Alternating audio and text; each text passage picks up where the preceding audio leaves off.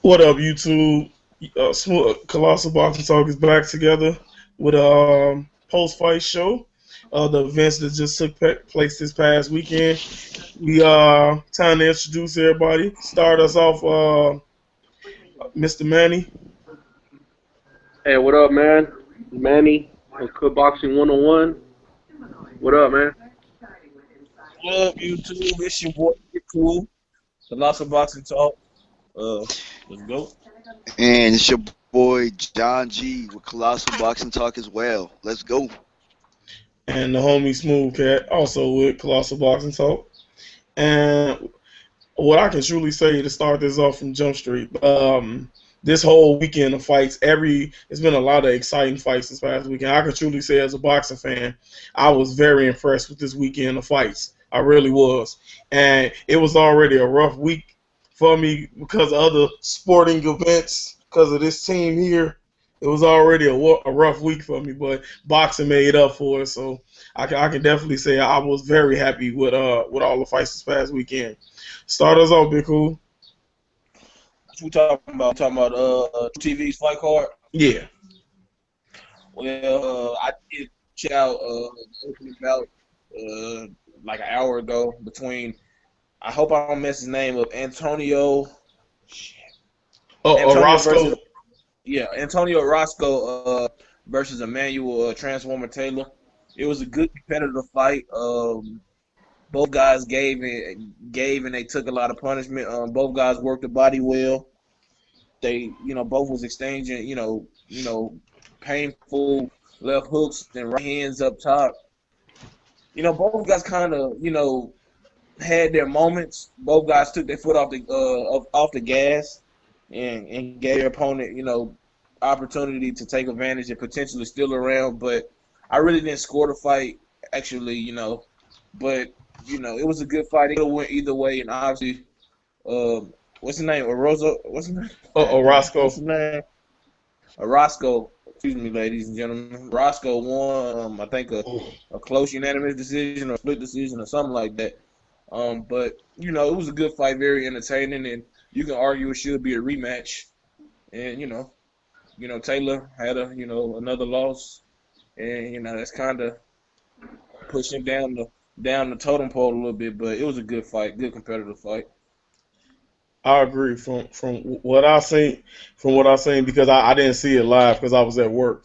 But what I did see of it, it looked. I saw Taylor hurt him, and I think it was like the fourth or the fifth round, and it's like he like took his foot off the gas. He would basically like I said about him a while back on the video before him and Mayfield fought. I said he gets in that turtle shell defense and he stymies his own offense, and he did it again.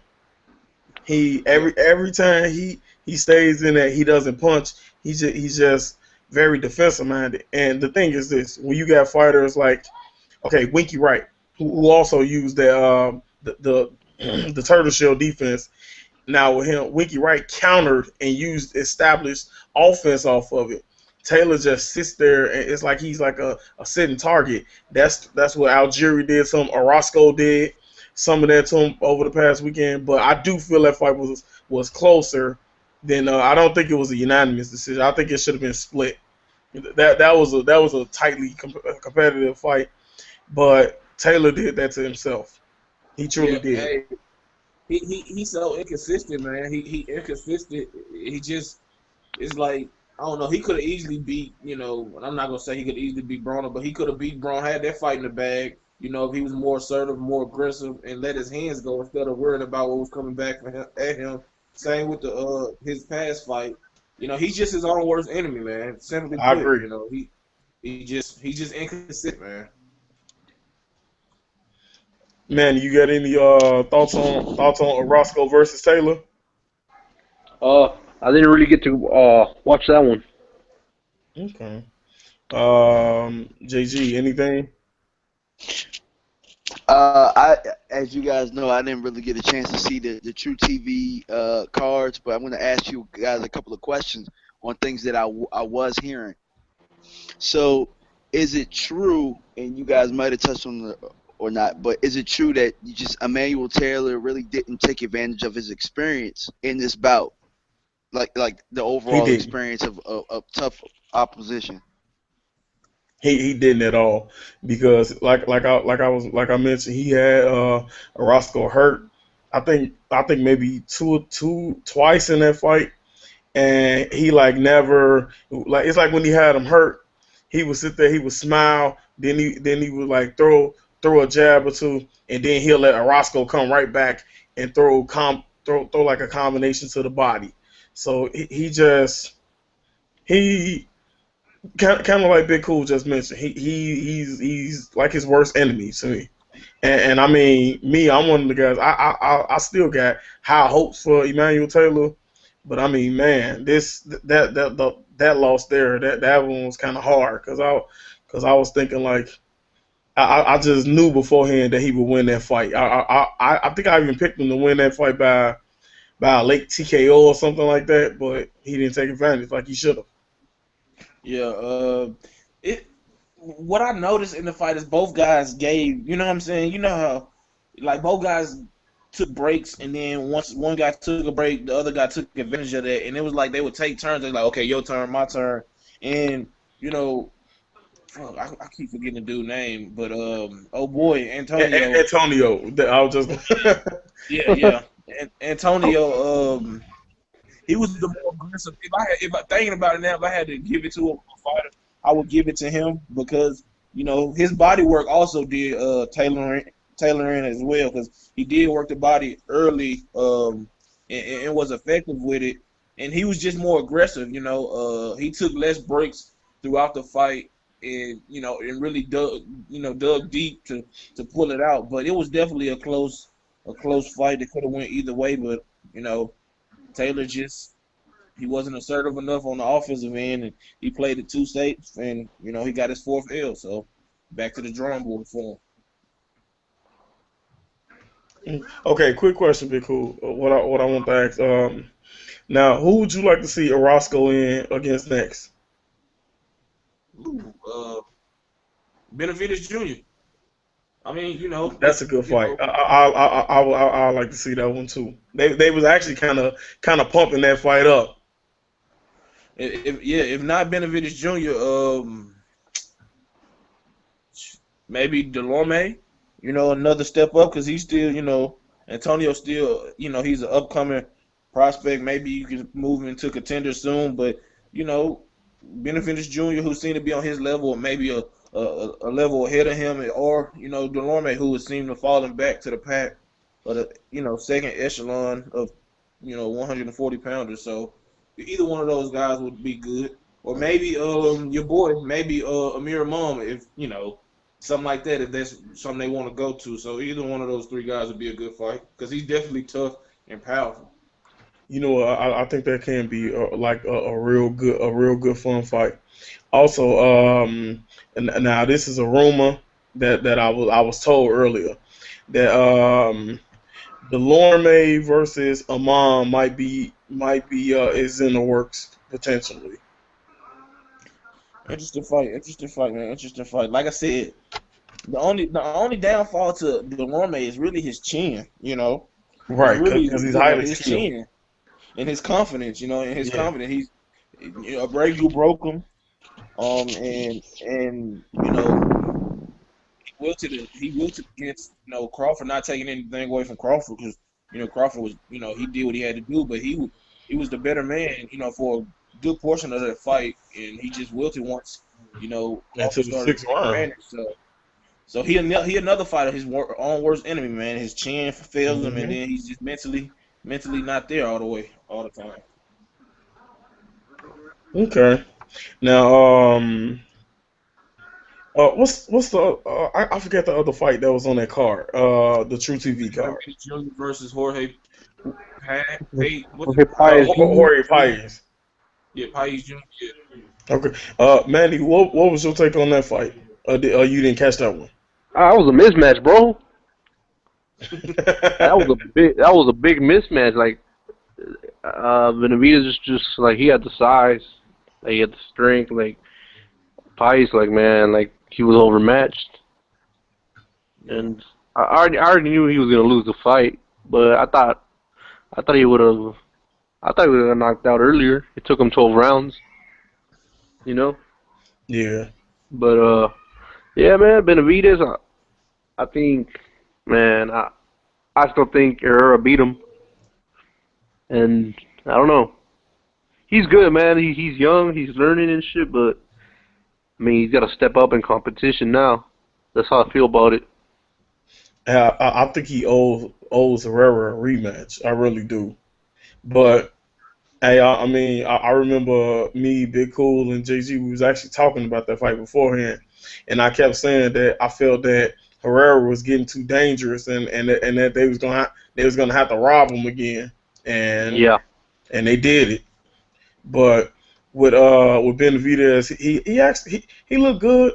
And the thing with it is, like you say, when I first heard the announcement of Jorge Paez, I was thinking like, okay, Benavidez should steamroll him. hmm, And I mean, he was doing a good job. He was actually it was clear who was winning the fight. yeah, And then, like you said, he got to that last round and he finished him off. yeah. Yeah, He was he hurt did. from the 11th though, so pretty much I already knew he was gonna stop him next round. Be cool. Like I said, I got to the seven round one of them, but I did see the body shot in the third round. It dropped Hayes Jr. Believe it or not, I'm kind of high on Benavidez after watching his last fight, even though he did, get a gift decision against Herrera. He's talented. He's young though, you know what I'm saying? And maybe he didn't really go for the kill because, as they mentioned throughout the broadcast, he missed a good portion of 2012 and 2013 due to a broken hand. So maybe those are part of the strategy as well, is to go some rounds. Being your first fight in 2015, try to continue to build that experience of going rounds. Against a decent guy. But he's tall, he's long. No homo. Whatever. You know, he got a good jab.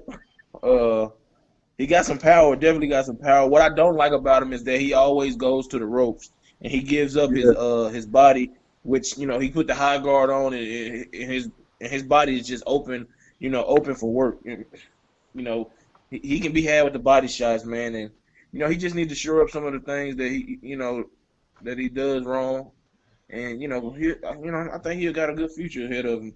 But Tim Bradley was gassing him up, talking about he was a great fighter. I know he worked for Top Rank or promoted by Top Rank, and they gave him that opportunity. But let's be honest, man, he ain't no great fighter yet. Say let's be objective.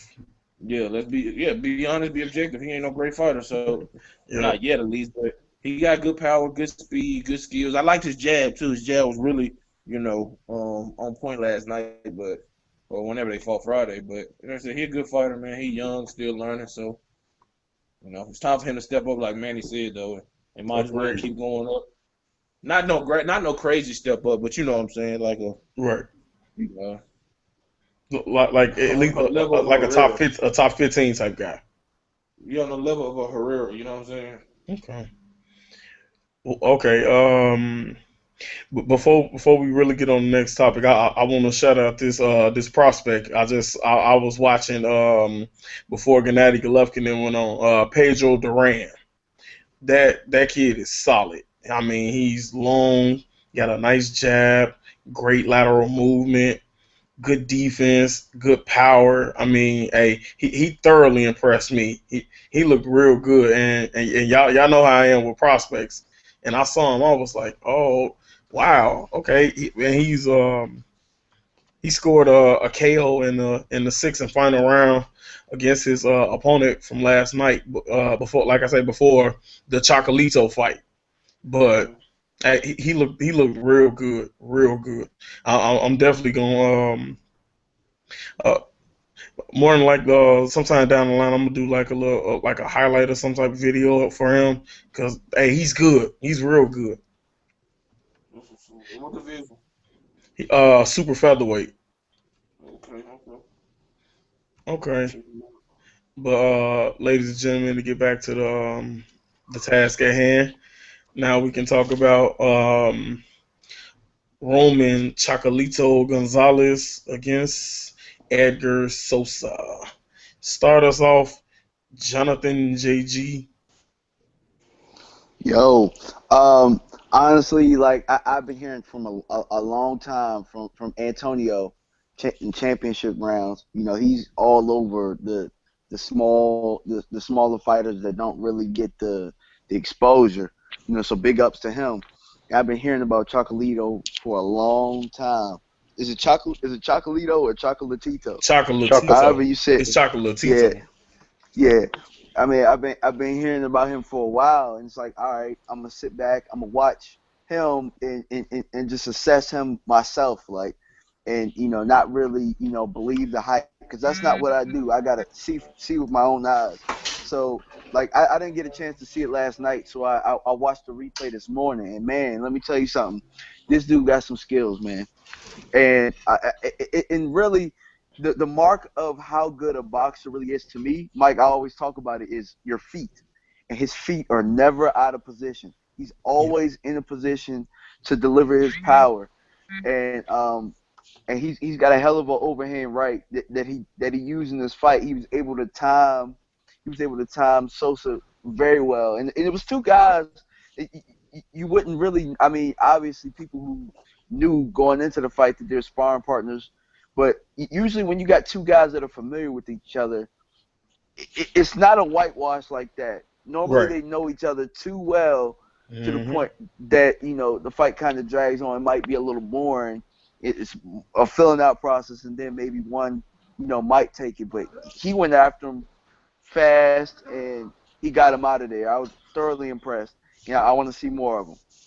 Oh, absolutely. I mean, like I say, he basically for a while now. The crazy part is I have been watching the lower weight divisions. Alan J. Kendrick is actually the one who put me on Roman Gonzalez, and he was telling me to check him out.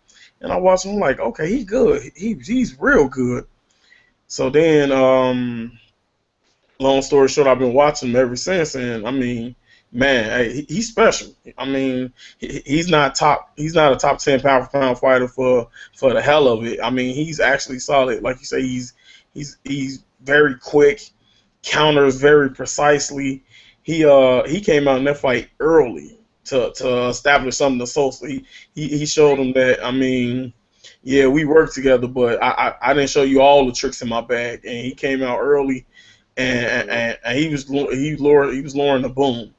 I would like Jay Z said, I was thoroughly impressed with him, and the only thing I can truly say is Gonzalez, Anoye, we got to make it happen. Go ahead, Big Cool. Yeah, like I said, shout out to Antonio. He has been pushing the lower weight divisions to get some recognition. And my first time truly watching him was last night, and he's impressive, man. He's impressive. He's powerful. He has good speed, like JG said. He has real good footwork. He's always in position to, not only attack but attack with a powerful, and bad intentions to get his opponent down. And he displayed a variety in his offensive repertoire. He took the left hook to the body up top. He threw the right uppercut, the right hook, the straight right hand. He had his jab to set up the distance when he wanted to. He showed some good head movement. He took a good shot, and he kept coming, man. And he the total package. I want to see more of him. I'm gonna go back and study some of his previous fights, and like I said, I'm glad that he fought. And HBO gave him a chance to fight on on their network, and I hope that they keep continuing to bring over the lower weight divisions over to the states, and keep broadcasting those talents, because there's a lot of talent in the sport of boxing, man. And he the real deal. He's one of the contenders to be the heir apparent to the pound for pound throne once the number one guy retires. So he definitely is a superstar.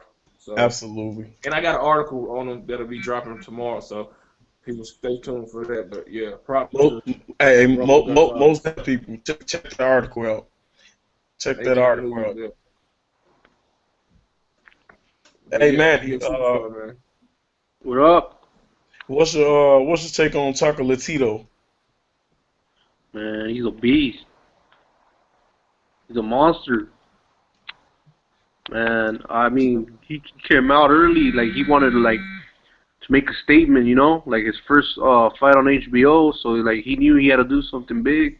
Came out, he did what he had to do, knocked the dude out in what was it, like 2 rounds. 2 rounds. Yeah. Yeah, like he just did quick work. He did what he had to do. I mean, he's like one of the top like pound for pound, like for a reason. You know, I want to see that Estrada rematch though You know before. what? I was thinking about that one, but I mean, I don't know. It's one of those fights. I think he has other big opportunities out there that he could take advantage of. I mean, I would like to see it, but it's not high on my list for me. Yeah, that was. I mean, the first one was really good though. Yeah, I it like. was. It was very exciting.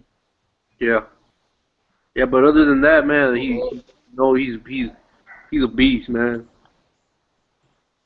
He's like, man, I don't know, man. He's gonna be at the top though. He's gonna be number one pound for pound soon.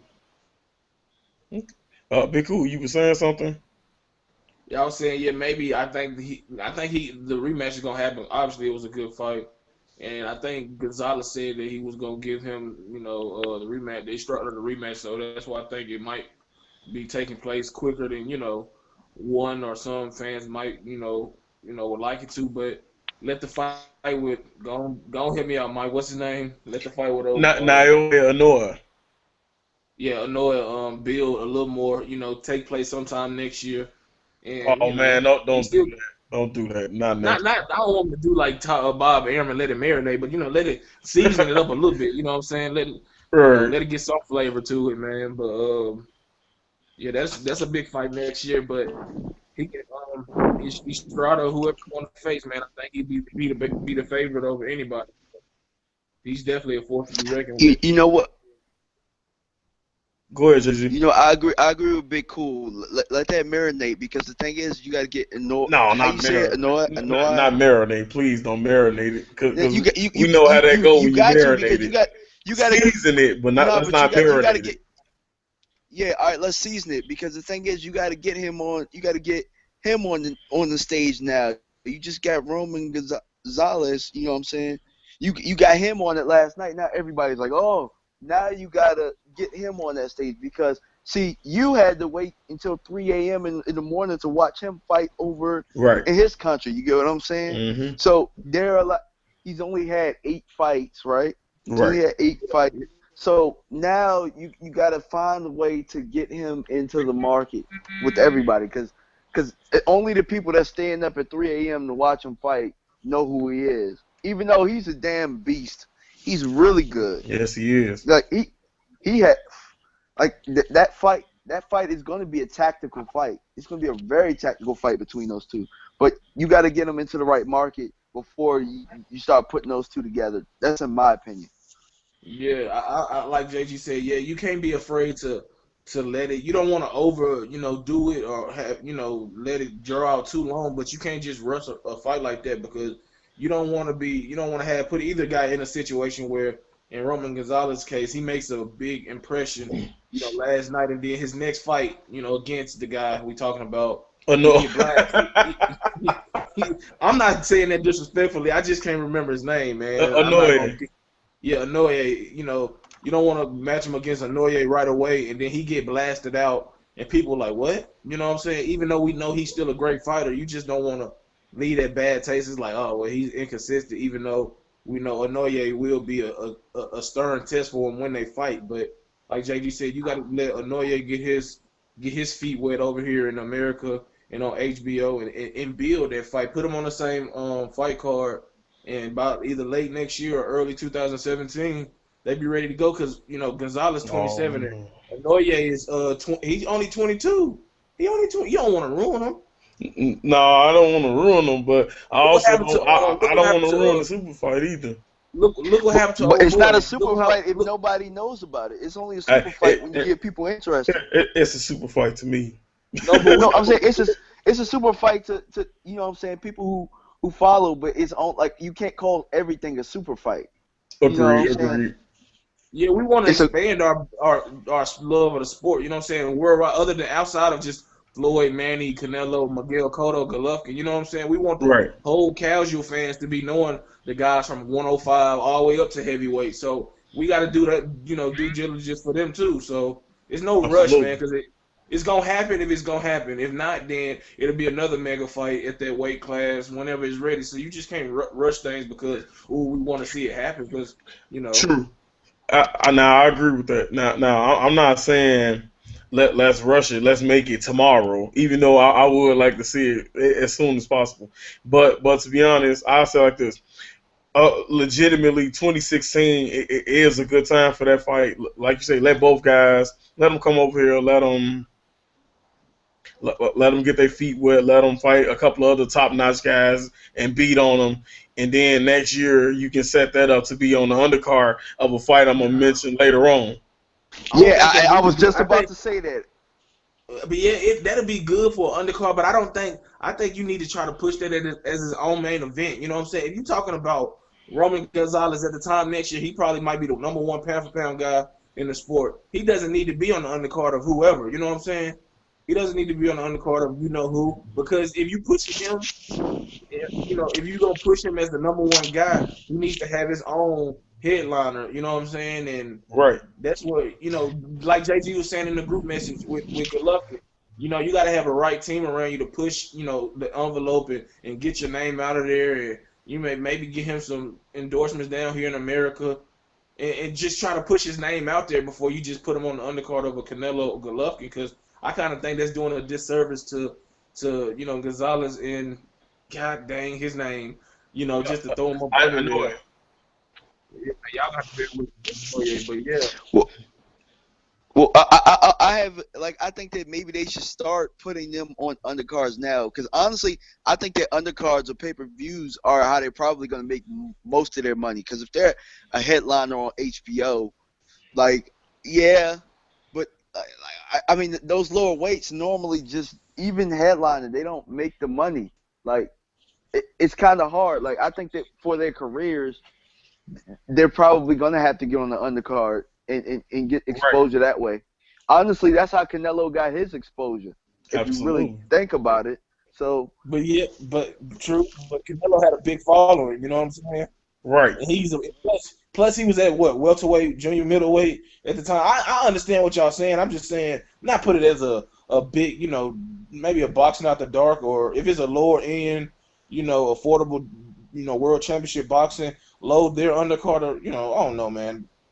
I just wanted to see them get they just do too, but it can work in everybody's favor. You get two great fights on the same card, and you produce a classic night of boxing. So it's Exactly. nobody's gonna lose, but you know what I'm saying. It is what it is. True. True. But another thing with that, it's like you say, because a lot of pay per view cards, especially the huge event from a couple of weeks ago. I mean, the undercard was very unimpressive, as we all mentioned. So, like, wouldn't it be nice to actually have an undercard where you got to? I mean, okay, I'm gonna agree with you, Big Cool. Like you said, they do deserve their own just due, but I do believe it. Like, let's say if they do fight, if their first fight is on an undercard, their next fight should they should host their own event together for a rematch. I agree with that. I see that. I agree. I agree. Yeah, I can see that working too. Or maybe do it like a split site. Like, even Right. though you could treat, you remember how Canelo did his. Uh Even huh. though he was on the undercard, it was still kind of treated for them or him as a main event because it was in California while Floyd and whoever fought in Nevada. So yeah, you can do it like that to give them that kind of that red carpet treatment. But like I said, the undercards definitely need to be stacked from here on out in every fight card. But Absolutely. hey, so I see that too. Okay. Now let's get into The main event of the evening. Well, you got Gennady Golovkin versus Willie Monroe. And start us off, Mr. JG.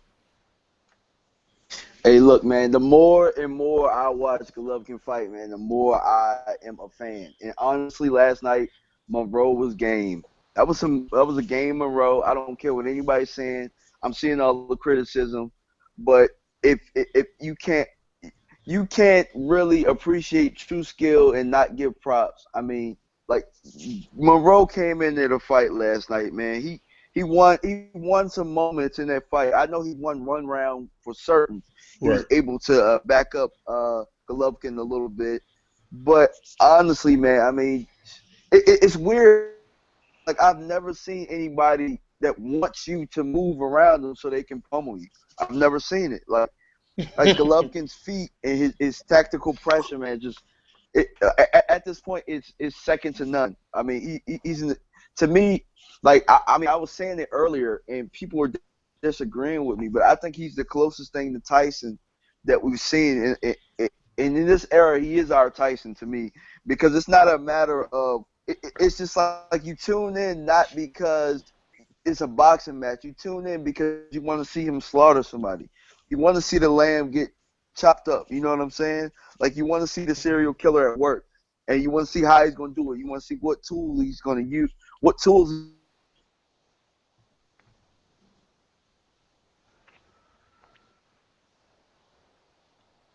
JG? Okay, JG is experiencing technical difficulties. Go ahead, Manny. Oh, I think it was a pretty good fight.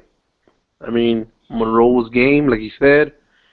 Monroe was there. He was in there to like lay down for him. Um, he did what he could, man. He was boxing pretty good. I see him moving around, and he got caught, and he had a brawl, and he did, and he. I saw Triple G take a lot of the leather. Like I never seen him take punches like that. You know, like he was hitting them with left hands, right hands. Like he was catching them, man. And I mean, he just has 6 KOs though. Like he kind of showed us like what could happen if like you get somebody there with like the proper skills and like proper power against Triple G. You know, it could be a different story. Because the dude just has 6 knockouts, so he's not that big of a puncher, you know. Okay. So yeah, I mean Triple G, like he did what he did. I'm just not buying that whole I let him get back into the fight type of stuff. Like that's some BS. That's stupid. But yeah, man. I knew he was gonna have a hard time with Monroe though, 'cause you know Monroe's like he's slick, like he's a southpaw, and like you know he's no pushover. He's got heart. I mean he just you know at the end he just didn't want to take any more punishment, and that's and, you know he showed hard. He gave a show, and you know I'm not knocking him for quitting. I agree. They're cool. Uh, like JG said, you know, you can't. If you're an objective, fair-minded person, you can't say you're not a fan of, Golovkin. You don't have to be a fanatic or be like, oh, you know what I'm saying. But like, what do you want? You want knockouts or you want 12 rounds of action? You know what I'm saying? Boxing. Boxing fans are spoiled. They pick and choose who they want to hate on Absolutely. and who they want to praise. You either take the whole boxing, the sport of boxing as a whole, or you just don't watch it. You know what I'm saying? Because you're not going to get a knockout every time, or you're not going to get a boxing lesson every time out. I appreciate Golovkin for what he is, not trying to make him what he's not. You know what I'm saying? He's a guy that's cerebral, powerful. He's a killer, even though you can't tell, because he's smiling all the way through. You know, he he's just a special fighter. You know what I'm saying? I'm not about to go crazy overboard with the praise, but at this point, you don't really need to do it. He's continuing to show why everybody's so high on him. So he's letting his skills and his KOs talk for him instead of doing the talking which I enjoy. You know, I don't want to always hear a fighter always talking this and that. You know what I'm saying? I enjoy them to get in the ring and do what they had to do. And you know, he's a great fighter. He did show some vulnerabilities in my opinion. Uh, I don't think his inside game is the strongest, but it's not something where he can just get, you know, manhandle that. It's just one of his facets of his game he had to tighten up. Because as he steps up his competition against bigger, it don't have to necessarily be bigger punches. You know what I'm saying? You got a guy that can take his power and who can box and adjust and make him adjust to them. You know, can give him problems. But Monroe, props to him. You know, he did quit, but I felt the referee put him in that situation to quit because it was clear. He was looking over to his corner. He didn't want to continue. His corner wasn't worth a damn because they should have threw the towel in. But, you know, Monroe did a good job. I didn't like how he went to the ropes and decided to take his chances there because when he did that, that's when Golovkin landed the beautiful left hook that got the first knockdown, and it was downhill from there. But like you said, Mike, you pointed that out last night. You know, you either got to go to the ropes or you got to stand toe-to-toe, and you pretty much fucked either way it go. But he did prove that he has, you know, a better chance. You have a better chance against Golovkin if you fight toe-to-toe with him, you know. And like I said, props to both guys. Golovkin is pretty much cleaning out the division. A couple more fights, 2 or 3 more fights against certain guys, and he can move up to, you know, super middleweight. And then, you know, for Monroe, man, he'll beat a lot of the middleweights out there. I hope he didn't take too much punishment against Golovkin that you know may do some permanent damage. But it was a good fight, spirited effort by Monroe, and overall good night of action. So I don't have anything bad to say about Golovkin, although people might take what I just said about his inside game as a diss, but it wasn't. But Smooth Cat, take it away. Okay. In this fight, something in the first round that I picked up on. Okay. Now, when Willie was, because the first round it was a good round. It was a clear Golovkin round, but I like what I saw from Willie. But Willie, he also in the first round he showed a vulnerability that Golovkin took advantage of in that second round, because when he threw the jab, every time he threw it, he put his hand straight down, and that's how Golovkin was able to catch him with that left hook. And that's like I say. I mean, kind of like I was mentioning on the breakdown video. You hear people say that Golovkin is just a comfort brawler, no skills, and I mean, it's basically like this with people. It almost make you wonder, like, are y'all actually watching him fight? Are y'all actually trying to appreciate the science of what he's doing, or are you just looking at him like, oh, I don't like him. He looks like this. I don't like this about him. I don't like that about him. I mean, because you don't. It's not that you have to like every fighter, because you don't have to like every fighter. But I mean, some of the main things you hear people bring up. Oh, he does this. Well, he's a silver medalist in the Olympics. Oh, well, that was the amateurs. Then, like I say, you'll turn around and then you'll mention Andre Ward being a gold medalist as that's something good. So, I mean, you can't have it both ways. You can't say Andre Ward being the gold medalist is great, but Golovkin being a silver medalist is bullshit. I mean, you can't do that.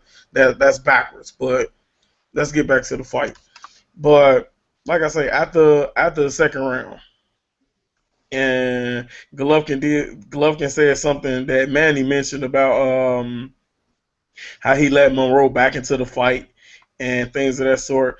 And you know what? When I was watching that fight, I actually it did look to me, and I think I said that I was talking with one of my Facebook friends named Jovian, and I let him know. I said, "Now, don't it look like Golovkin kind of took his foot off the pedal a little?" And he was like, "Yeah, I kind of noticed it. It's like he's trying to make the fight more exciting than it has to be." And that's what me and him were talking about. But I mean, overall, like I said beforehand, I always said, even with the very first video about it, I always said that Monroe was a tough fighter and Monroe was going to come to bring it. That's just who he is. He's a highly skilled, very intelligent fighter. The thing is, yesterday, kind of like how Floyd Mayweather told Victor Ortiz, if you make any mistakes, you have to pay. And when he made the mistake of showing Golovkin some of his openings, and Golovkin took advantage of his openings. That's like he started finding a home for those overhand hooks, and he was landing them well. And with Willie Monroe, about when he started going to the ropes, it was because Golovkin was cornering him, and he was moving. I mean, because like I say, Monroe he has solid lateral movement, but Golovkin ring generalship and cutting the ring off is just it's otherworldly. Because no matter what Willie was doing, he still put him in a position where he was always there. And that's the thing with Golovkin, and that haunts you as a fighter because you're saying to yourself, "Damn, I mean, when do I get a break?" He's like always right here in front of me in position to punch me. But I will say this: I know the fourth round is the only round I gave to Monroe, and he looked real good in that fourth round. Kind of like Big Cole was mentioning, he was getting off on the inside and landing a lot of. He was landing some nice telling shots. But I mean, as we see with Golovkin, I mean, we seen him hit by some big punches, and it doesn't affect him. Let me jump in. I haven't seen him get hit by a puncher like that. That's not scared to. Curtis Stevenson. He landed some shots, but he wasn't really trying to see nothing about that power. He wasn't trying to really be up in there to give himself a chance to win. I know people have different strategies or whatnot going into fights, but when you see that you can't outbox him from the outside, what do? You go on the inside and try to see if you can, cause some problems there. So I don't want to say that, I believe he has a great chin, but I'm saying I haven't seen nobody that really can punch like that and be like, damn, Golovkin just took that and kept going. And I do agree with Manny on the BS part about him letting Monroe take take that round or get back in the fight. Them body shots did kind of slow down Golovkin just a little bit because he was digging deep to the body and he was landing some nice shots upstairs too. If you say he was taking his foot off the brake, off the gas, I mean you just discrediting Monroe right there because obviously Monroe got here. Huh? I said that wasn't my intent to No, disrespect Monroe. no, not you, Mike. Not you. Not. No, I ain't talking about you. I'm talking about people I seen on Facebook that was saying, Golovkin just let him, feel like he was getting back in the fight. Then he decided to turn it back up. You can't say that because he was clearly getting hit with some shots. You just not gonna be. You can go in there and winging it, but to hit him with shots that he was hit him with. Obviously, he was aware and he was placing them in the right. At the right place, and he was countering at the right time. So you can't just say that, well, Golovkin just did that, because no matter how good a chin you got, I don't think nobody enjoy getting hit. You know what I'm saying? Because he's still a grown man. Unless you burn the reels. Yeah, well. But Brandon Reed is a special type of fighter and a special type of person. But, like I said, man, I don't want to see nobody discrediting Golovkin for the win or discrediting Monroe Jr. for the loss or whatever. We knew what it was going into the fight. We knew that he was a big underdog, and if he can't withstand the power and pressure of Golovkin, he was going to eventually wilt. I thought he would make it more interesting, and fight a little more intelligently, even though Golovkin forced his hand. Obviously, he's not at the talent level of a Andre Ward or, to be able to offset Golovkin. And we don't even know if that can happen because they haven't fought. But just going off of, the eye test, you look at guys like Ward, Darrell, Andre, that is, guys that can box and, more athletic and stuff. You know what I'm saying? Yeah. You look at people like that, man, and you say, okay, well, let's see how he does against them. But like I said, man, I don't got no criticisms for Golovkin, man. We all know he's avoiding and he's doing what he's supposed to do. Knock out these guys left and right. And Absolutely. He hunt down Cotto, man. He coming for you, Cotto. Oh man, you know what? But what I will like I say to kind of finish off the fight part of it, that the sixth round, he like I say he had his mind set on. He's like, okay, all right. He had his mind set on letting his hands go, getting punches off, and Willie Monroe. I mean, as much as a warrior as he is, I mean, it's only so much the human threshold can take. And that's not anything negative toward him because I mean he was taking some hellacious shots, The shots So that you feel watching the fight. exactly. So I mean, me, I don't fault him for calling that one early. I don't at all. But Yeah, what I me will either. say, what I was thoroughly, and now I was impressed with Golovkin and Monroe.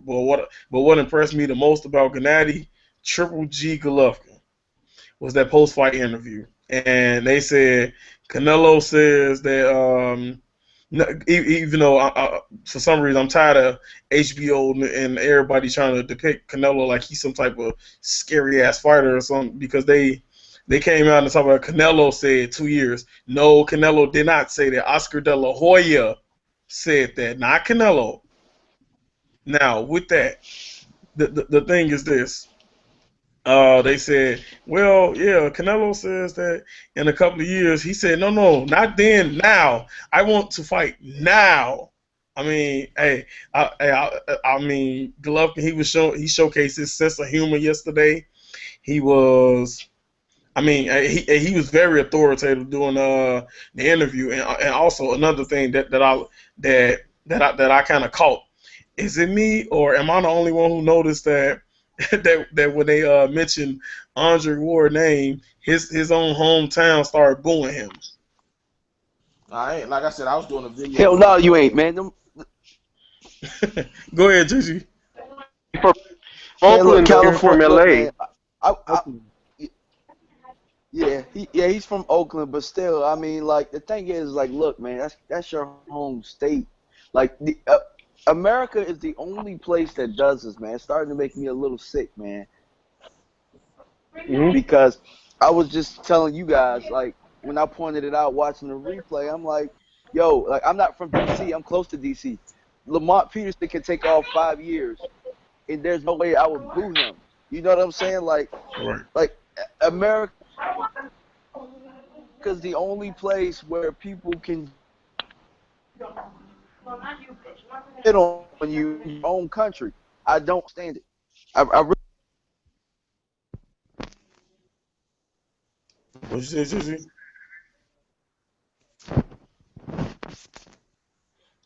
Okay. But I was yeah. saying how like Okay. America is the only place that. Go ahead. Go ahead. Oh, I was just saying how like America's really the only place, man, where it's just like you can get spit on by your own countrymen. You know, like everybody else can come here and get love, but in America, dude, it's like it's tough to win over your own fans and even in your own state. Like, did you catch what I said about Lamont Peterson? yeah, Yeah. yeah. Exactly. Like I don't understand it. Maybe you guys can shed some light on why it is that American fans are so quick to turn on American boxers. Oh, It ain't no. It's no my. reason. It's no Okay. reason. It's no. My bad. My bad. Smooth cat. It's no reason, man. I don't care what Golovkin does in the ring. What he does in the ring shouldn't have an effect on what Ward does. You know what I'm saying? Unless they fight. You know what I'm saying? But Right. him knocking out people shouldn't be a reason why Ward gets booed. Whether he has a born style, doesn't have a lot of knockouts. He said something about Golovkin or whatever. It doesn't matter because he's still a great fighter himself. You know what I'm saying? It ain't like he just been fighting whoever. He's earned his say. He's earned the right to say whatever he want to say, whether we agree with it or not. You know what I'm saying? But for American fans to just turn on their fighters, don't matter the personality or whatever, it's head scratching, man. Because I'm pretty sure if you go over to Kazakhstan, nobody booing Golovkin because he moved over here to California and all that other stuff. So I don't know, man. It's just American fans, they don't know how to appreciate their own people, so they just gravitate to whoever is the hot guy at the moment. But I'm pretty sure when Golovkin retire and go on, they just hop onto somebody else's stick and keep it going. I don't know. Oh, okay. I feel like this. Okay, in the case with Andre Ward, because of the type of things I was seeing, I see a lot of people say, okay, all right, Ward is doing this, Ward is doing that. I mean, well, why won't he fight? And then we all know the situation with Dan Goose, and rest in peace. We know how that was going, the court litigations and things of that sort. But overall, with Andre Ward, I think. I think honestly, I think he rubbed a lot of people the wrong way when he was constantly when he's constantly was saying how every fighter was afraid of him when he was inactive and he wasn't fighting. And then it's like people like, okay, well, you saying this guy's afraid of you. This guy just responded to you, so why isn't the fight happening? And or like in that situation, I mean, it's not hit. Like I'm saying, I'm not saying this is his fault by any stretch of the imagination.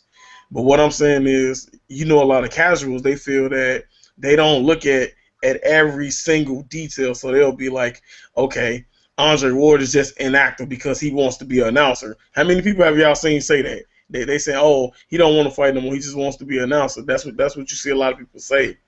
So, but basically, what I'm trying to get around that is the interviews about how he's basically saying how all these guys who are active and constantly fighting were ducking them. I think he rubbed people the wrong way with that. That's my opinion.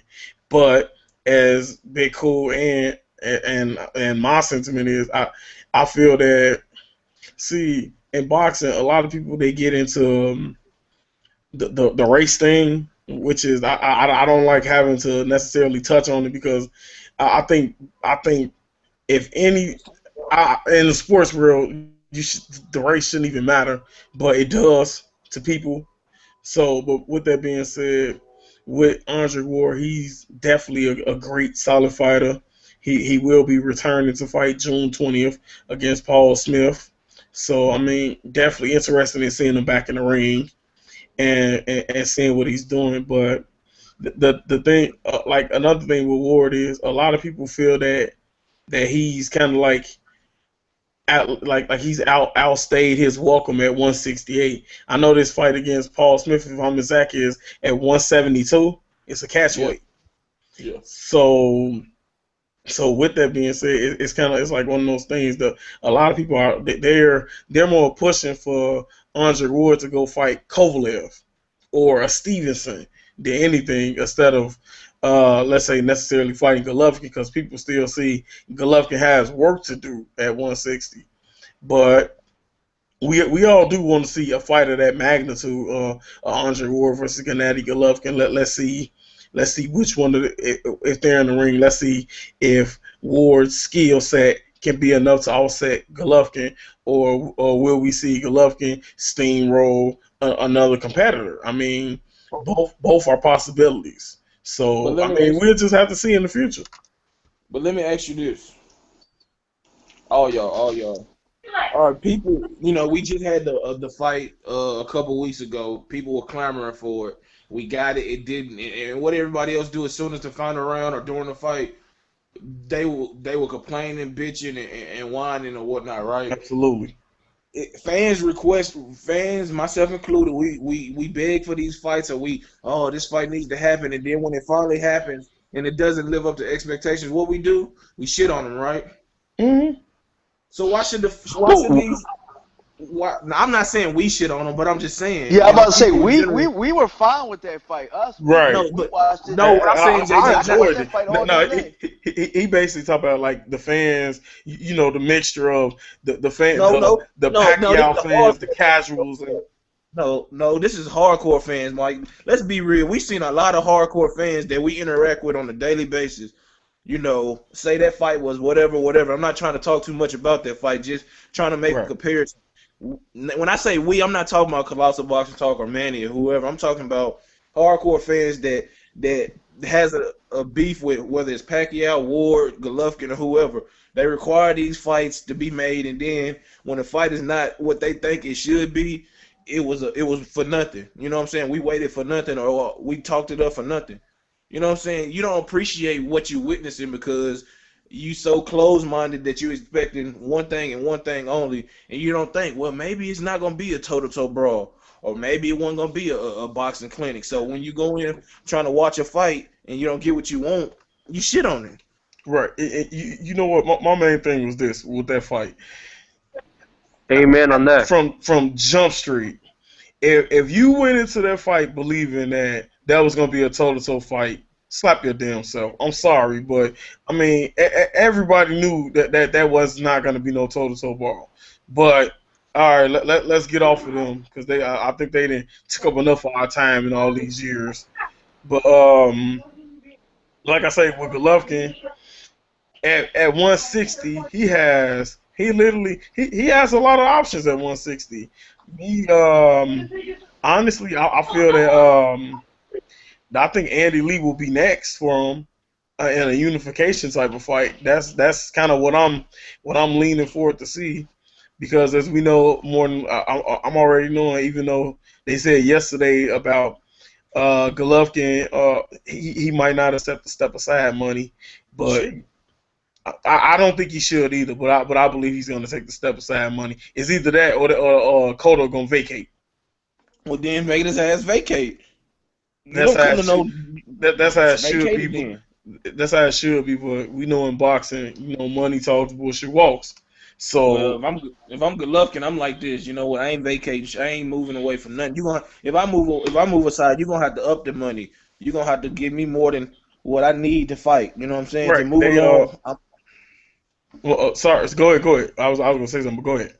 I just think it's BS, man. Like I said in last week's hangout, I don't think Canelo has any right to come up to middleweight and jump. You know what I'm saying? Golovkin. I don't care how much money he brings to the table. I don't think he had a right, or he should be able to get a pass and jump Golovkin, who's been destroying guys left and right, to get that shot at Cotto, because Cotto is scared to get knocked out or whatever it is he fear in Triple G. Either you fight or you just get the hell on going somewhere. That's how I look at it. It ain't no Canelo coming up here because fans want to see that fight. It's doing what's right for the sport. I know you got to look out for yourself at the end of the day, but shit. You're going to get your ass beat by both guys either way it go.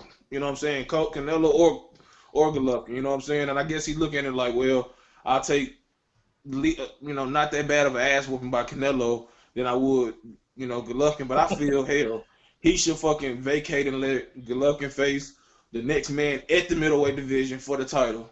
You know what I'm saying? That's how I look at it, Yeah. Can I add something too? Go ahead. Oh, go ahead, Manny. Go ahead, Manny. Manny hasn't talked very much, man. Let Manny got it.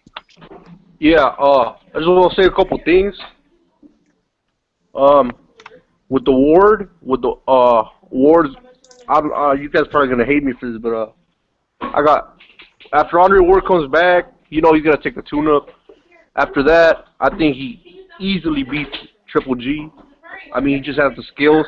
And you guys were saying about we're like so like close-minded and stuff. Like we don't like a lot of people just like they just don't want to witness greatness like Mayweather, like a Klitschko, like Andre Ward. Like we don't like.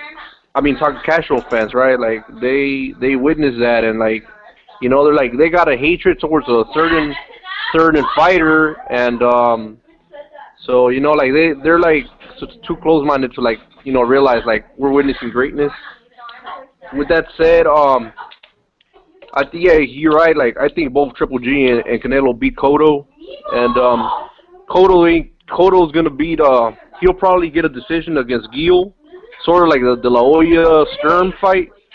I think that's how it's gonna be. I see Gil outboxing him, but at the end of the day, Cotto's a money fighter. He's gonna get the decision. He's not gonna lose a decision against him. And I think after that he's gonna vacate or fight either Mayweather or Canelo for the title. But he's never gonna fight Triple G. He's just too small. He's not a natural middleweight. He's not gonna take that route. And that's the way I feel about it. But after Andre Ward comes back, I see Andre Ward. I mean, he's beating a lot of big name guys like Kessler, Froch, like Abraham, like Bika, Dawson in his prime. Like like Andre Ward is he's the real deal. And Absolutely. I just don't see anybody beating him.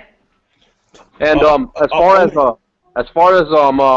Monroe, like he's a good fighter, man. Like he's a really good fighter, and like I mean, I don't see why he wouldn't fight like Lee or like somebody else for another like another title holder for another a strap at 160. Like, I like his chances with he could beat any other title holder right now. Okay. Now I'll say this. Now the only thing that you said that I'm gonna disagree on, the Andre Ward beating Gennady Golovkin easily thing.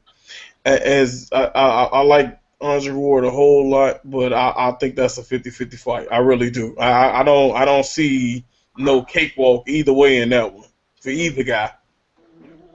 That's my opinion. Go ahead, be cool. Nah, I was about to say let JG get his thought in because he was about to say something before he gave the floor to Manny. Yeah, I mean, what was the discussion again? Because I kind of like I was listening to Manny, and I agree with a lot of his points. But I was saying mean, that. Go ahead. You talking about my point of what I said? Yeah.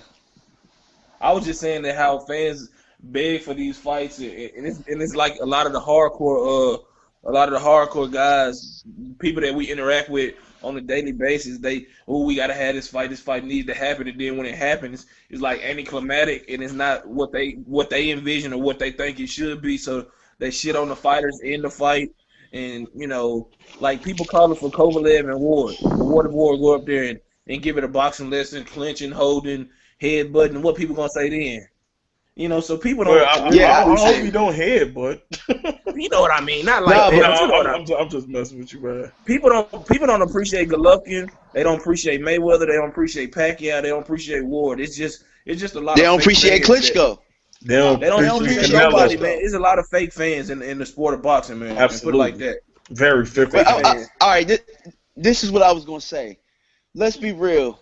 I mean, other than the tailored guys for Canelo, when Canelo steps into these big fights, Canelo underperforms too, and they love him too.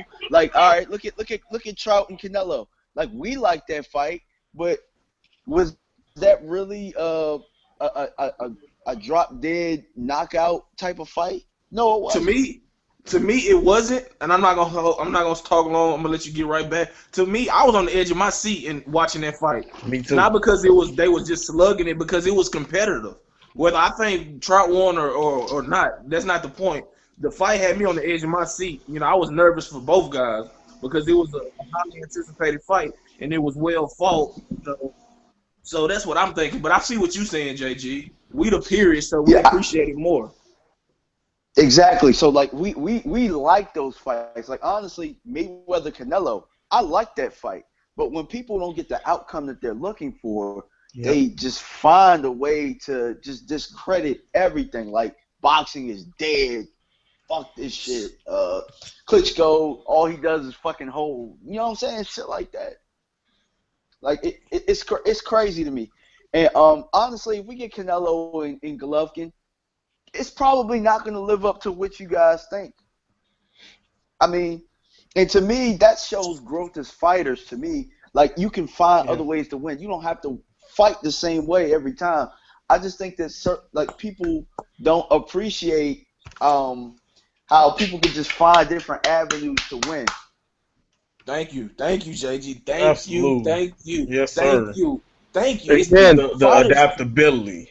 Some fighters, like Mike just said, adaptability. Some fighters want to improve and want to, extend their career. They don't want to just be known for a puncher or a boxer, so they do different things to add to their repertoire, man.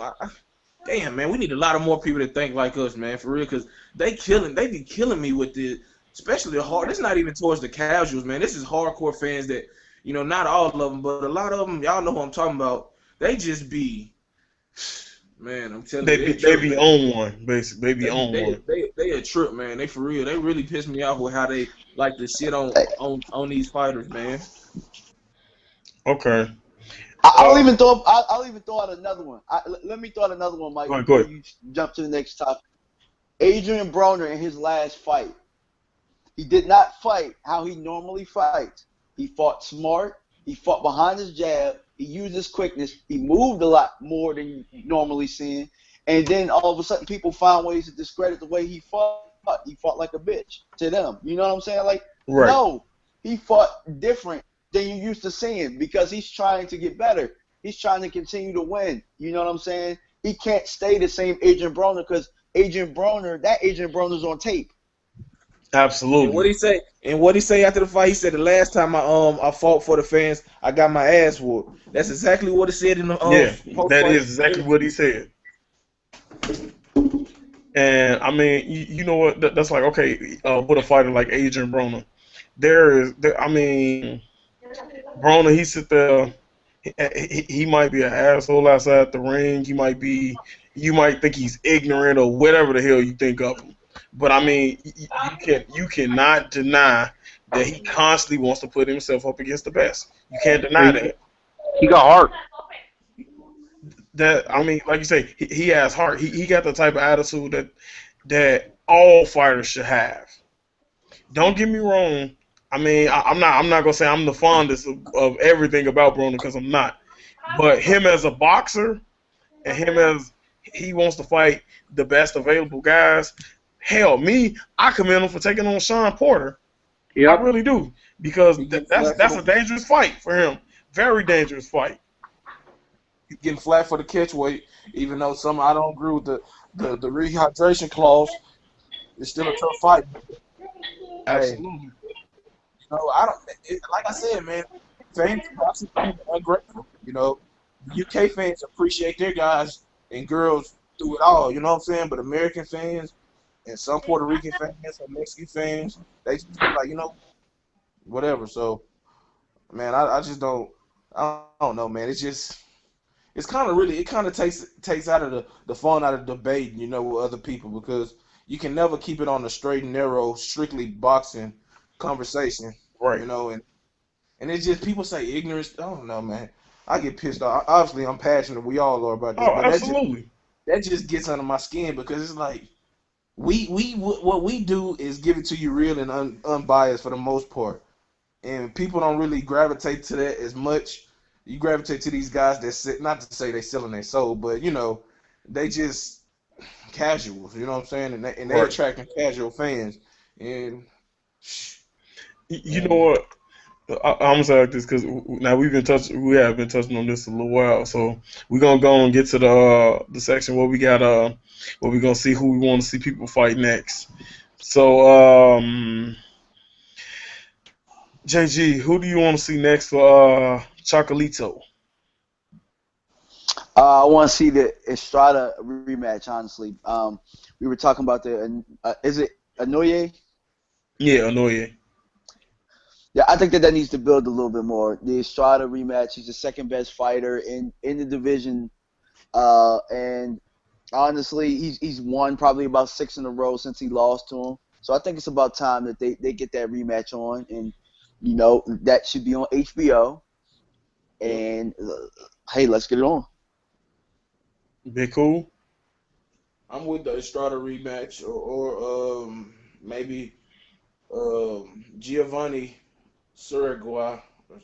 Segura. Yeah, that too. Because both guys can punch. Segura, That too. his chin has been dented. I know Brian Villarreal. Valoria. Yeah, that too. I'm sorry, but yeah, another guy like that. Either one of them guys that I put on the list. But Estrada's at the top. Okay. Me, like I say, I can't lie. I do want to see Anoye immediately, but I know how it go. The fight does definitely have to get some momentum behind it. But as of right now, like you say, the Estrada rematch it seems about right. It does. It really does seem about right for him right now. They to try to hopefully they put forth another fight like the first one.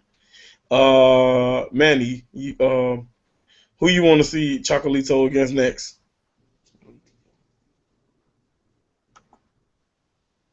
You got muted. Yeah, well, I want to see him against Strada rematch. Okay. And Chocolatito, he goes forward, he's the action kind of guy. Strada's a Mexican, that's gonna attract a lot of viewers, and I just think the Japanese do they still gotta I don't think he's seasoned yet enough. Like, like they got to bring him on HBO, on national television, and maybe next year they'll be ready for that fight. Just not right now at the I moment. hope so. I don't see it 22nd. happening anytime soon. Okay. Next up, I'll start this one with Big Cool. Who do you want to see Willie Monroe Jr. up against? Ooh, man. I don't even know if he's gonna get another fight on HBO off the bat. You know what I'm saying? He should. I mean, he put up a great performance. You know who I want. This is gonna be an interesting fight. I'm about to say. You know, I want him to face the winner of no, the loser of whoever, or the winner of the Endom Lemieux fight. I prefer it to be Lemieux. You know what I'm saying? I believe that he can beat Lemieux and beat him rather easily. Mm, Because he didn't been hit by the hardest he's gonna ever be hit. You know what I'm saying? And right. if it isn't any long lasting effects from the fight from last night, I believe that he can. Man, I believe that he can probably stop Lemieux over a TKO type of stoppage, because Like the way he was a working the body stoppage. on Golovkin, huh? I said like a corner stoppage. Or TKO stoppage. The referee, Okay. he tired. The body shots didn't wore down on him. But I'd love to see him face David Lemieux or the Endom winner next, and maybe even face really maybe Andy Lee. Maybe if Andy Lee doesn't face Triple G. But yeah, man, Lemieux Endom, bring it on for me, or Curtis Stevens if he don't get back on HBO right off bat. Nah, I think he'll beat Stevens easily. Nah, that's a I fight. would too, but at this point though, there might be like a tune-up type fight. You know what I'm saying? Because Stevens kind of fell off the face of the earth. You know what I'm saying? And Yeah, and and like I said, if Monroe is straight from the fight from last night, that'll be a good comeback fight. I think he'll easily absolutely. outbox Stevens. Okay. JG. Well, here's my question, y'all. Before I answer this, who handles Monroe as far as promotional? Like, is there any barriers that you guys see? No, No. He ain't got no barriers. No. he gonna fight Okay, on. Yeah. so and this is a little outside the box, but if we're going after another belt, why not go after Danny Jacobs? Oh, I Yeah. forgot about Jacobs. You know what? I think that'd be a good fight. Or don't I, rule out a middleweight run for him either. He might get dropped down in weight. Maybe not. yeah, hey, he possibly can. I mean, I'm pretty sure that he'll be on NBC and he'll probably get more not that's another fan base that he's going to tap into, you Right. know. Yeah. Have So more I would say go notoriety. after Danny Jacobs. Okay. Manny? You got him on me, dog. No. He did that Yeah, on me. I'm here. Who you want to see Willie Monroe fight next? I want to see him. I want to see him fight Andy Lee. Okay. I think that'll be a good fight. Him and Andy Lee. I mean, I don't know. He's a good fighter, man. Like, he lost, but he showed some things, man. Like, I really like Monroe. You know, Yes, I like sir. Monroe. He could fight Danny Jacobs, Andy Lee, just about anybody. Like, he just fought like the best middleweight in the world. Like, he got hit by the hardest hitter. Like he could take anything. Okay. Uh, I think he's pretty good. I saw some stuff though on fucking social media. I heard he deleted his Instagram account though. Yeah. Yeah. They say he did. A lot of people was coming with memes and stuff like that. But me, I would like to see him. I'm gonna say a name. I'm pretty sure ain't nobody even really thinking about. But they got very similar records. I would like to see Willie Monroe fight Hugo Centeno. I think that'd be a good fight because, as we know, Centeno he's coming off of that devastating KO of James De La Rosa in brutal fashion, and hell, I mean, like I said, he got a lot of momentum behind himself, and I would like to see I want Centeno to show me he can deal with a boxer, because the last time he was in the ring with a good cerebral boxer, I mean, it ended early because of a clash of heads and Julian Williams, but Julian Williams was thoroughly outboxing him in those was it 3 or 4 rounds? Yeah, 3 rounds. He was outboxing him cleanly. So I would like to see Centeno kind of like showcase he can deal with a guy like Willie Monroe. I would like to see, because I'm hearing Centeno name pick up some steam. So I would, like I said, I would like to see that type of fight. But next up, I'll start with Manny this time. Who do you want to see Gennady Golovkin fight next? You got you muted. Who would you like to see Golovkin fight Yeah. next? Yeah, who would you like to? Golovkin, man. No, I said who do you want to see Golovkin fight next? Yeah, I'm thinking about it, man. It's a hard one.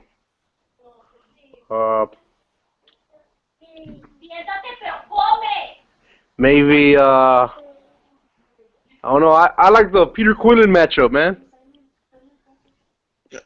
Yeah, I would like it too, but I don't think that one gonna happen. I don't think that's gonna happen, but I could see the winner of the Lemieux and Dom. Yeah. I like that one too. They cool? Yeah. I think Dom wins that fight. Against who? Lemieux, I think he's saying. Oh, You think? Well, you thinking Dom will beat Golovkin or Lemieux? Hell no, I'm talking about the Lemieux. Hey, I have to make sure. Oh man, that's for casuals. hey, that's fault, man. It'd be like old dude, the black dude in Mortal Kombat when he got beat and dude took his soul out the glove. Hey, go ahead, Big Cool. Who you want to see GGG up next?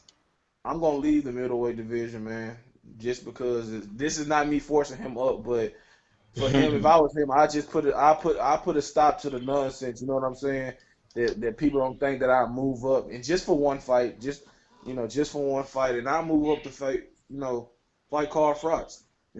I think, hey, Carl Froch ain't doing nothing. I know he hasn't been fighting, but I'm pretty sure, if the money right, he'll get in the ring with Golovkin and they can mix it up, get it on. Or like you said earlier, George Groves, but George Groves not gonna risk his mandatory position, to fight Golovkin. But Carl Froch, and if not, go up to super middleweight, man. I like to see him face Dave Lemieux. I don't really want to see him face Andy Lee, because I think he gonna one shot and it's just gonna be over. You know what I'm saying? I really do, man. I really do. The way Andy Lee kind of fights, he kind of keep his hands wide and whatnot, and I can see, Golovkin stalking him and catching him with a right hook or something nasty, and I don't know, man. I just think I don't like that fight. I'd rather see him face Lemieux, a guy that can at least buzz him, even though Lee can punch. I believe Lemieux is a natural puncher, along the lines of a Golovkin. Okay, GG. I mean, I got the middleweight division, like the Ring magazine, up here right now, and I'm just looking at all the guys that are kind of linked to each other that Golovkin probably can't fight. So I'm looking at Chris Eubank and Billy Joe. All right, don't they got a fight coming up, or are they negotiating for the rematch or something like that? I think they negotiating for the rematch. Okay. I know somebody who will fight him, but he's probably going to jail. Jermaine Taylor would fight him. I mean, no, I don't want to see that fight, but I know that Jermaine Taylor would not. Danny Jacobs, Al Heyman ain't gonna let that happen. Mark Murray, we already saw that. Dom, well, that's definitely an option that could happen. Gil, no. Peter Quillen, that ain't happening. Andy Lee, maybe. I'm just saying the Lemieux Dom winner is probably your best bet. That's what I'm thinking. Yeah. Me, Honestly, like I say, don't get me wrong. Now Andy Lee in his last fight with Quillen, Andy Lee he went down twice, and he got up to drop Quillen. But I would, I mean, I see a situation where Golovkin will beat Andy Lee, but I still think it helps bring him closer to his goal of trying to unify the division. While also, okay, now let's say he fight Andy Lee, so he takes Andy Lee belt. Then you got Canelo Cotto, who more than likely are gonna push through if Cotto beats Gill. So if that fight happen, then the winner of that fight is more than likely not gonna fight again this year. So what Golovkin can do to end the year is fight the Indom versus Lemieux winner. Then next year, the winner of Cotto Canelo, they fight for all the belts next year in May 2nd. Well, they could play out like that. I think Canelo said he wanted to fight 4 times. He still wanted to fight in December as well. Depending on if they fight in September or November. You know, he could fight in December. You know what I'm saying? But shit, I don't know, man. It's really when you look at it, it's options that you can say Golovkin got to face. You know, got to he can fight. But really, you know, nobody pushing for a Lemieux Golovkin fight. You know what I'm saying? I guess you could say he can fight. He can fight Lee because Lee has a belt. And then after that, it's really Golovkin or Canelo. I mean, Cotto or Canelo. So you can make an argument, 1 or 2 more fights, you know, and it's about time for him to move up. But it's a Most crazy shit he decided. It'd be crazy if he decided to move down and weight. Like, you know what, I want to go down and weight and clean out that division too. You know, that'd be some crazy shit. So You know what? If that happens, Golovkin would. I mean, he would get criticized royally for that, even though he shouldn't, because, like we say, he's not a big middleweight at all. But I mean, you know how that go. I want to see him and Andre Darrell fight, man. You know how I've been on that fight. No, absolutely. You know what? I want to see that one too. But let's just say the Gale versus the real fight. I mean, man, ooh wee, that fight there. All I can do is, hey, I'm ready for that one. I've been waiting for that one for a while. My favorite, we can both break that down because we both been talking about that fight. You know how I feel about that fight, Darrell. Absolutely. You can't let me down, Darrell, man. You gotta win, man. You gotta fulfill that potential, man. Okay. Well, ladies and gentlemen, go ahead, JG. Hey, I got some breaking news. I got some breaking news, and I think it's a lot. Looking, I follow Floyd Mayweather on Facebook. So Floyd Mayweather got caught up in a lie because he said he doesn't really watch boxing, but he just laid down a bet on the Golovkin fight last night. So what are your thoughts on that? You know what? Actually, I remember I said it a while back with the De La Hoya fight on 24/7. But before the money moniker, they actually showed him, and he was watching. It was him, Roger.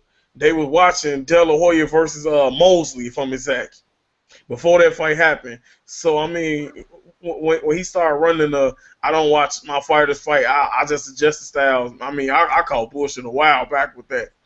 But I will say that regardless of him watching it, he still goes out there and get the job done. So I mean, I can't fault him. Hey, look, you know what? It's like I treat that like what he say when rappers say they don't write their own lyrics. You know what I mean? They don't write. You know, they just freestyle that. You know, I'm like, no, you don't freestyle some of the stuff you put together. So, you know, I think he kind of keeping Golovkin in close eye range. You know, eyesight. That's the way I took it too. I took it that way too. I really think low key. Because he brought it up in the interview. I think that Smooth Cat, I brought that up to you. I was like, he said they were going to say Golovkin next, right?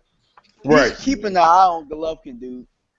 I would not be surprised now that knowing that he watched that fight, he was betting on it, would not be surprised if he goes away after 49 for a little bit and comes back and fights Golovkin. Ooh. Just tell Oh man. feeling that fight might well happen for real. I think he gonna do what he got to do to get out that Showtime contract, and then he'll sign a 1 or 2 fight deal with HBO. Come back home, get on that 24/7 because he know he feel it better than the All Access, and then hey, Damn. I'm telling you, man, he keeping his eye on Golovkin. He like, I'm gonna drain that motherfucker as much as I can. I'm gonna get him in the ring and I'm gonna whip his ass. Oh man, hey, see, you done already discredited them right there. Talking about I'm draining just, them. I'm just joking. I'm just joking, man. I'm just joking. I'm just joking. Nah, Tactical I'm right just there. joking. Nah. Golovkin said he can make 154, so it ain't no draining. And I hope that fight happens. I'm sorry, Oh man. JG. I'm sorry, Ooh. JG. I know JG don't like to hear that shit. Well, No, as a it matter of fact, wasn't. no, I want it to happen now. I mean, I mean, that's a huge fight. I mean, the way Golovkin's going now, if they marking him right, I just don't think that he has the right team around him. I think Golovkin should be the hottest thing smoking right now, and you still got guys that don't know who he is, or who still think he's fighting bums, and they don't know the skills that they're witnessing. I just don't think he's showcased right. I think HBO is. I think HBO they do a good job of pushing him. They really do. But it's not like that. Like it's not like they're okay. They're not blindly pushing him. They're basically they're allowing him to showcase to you what he's capable of doing. But like they say, they're putting the onus on these fighters.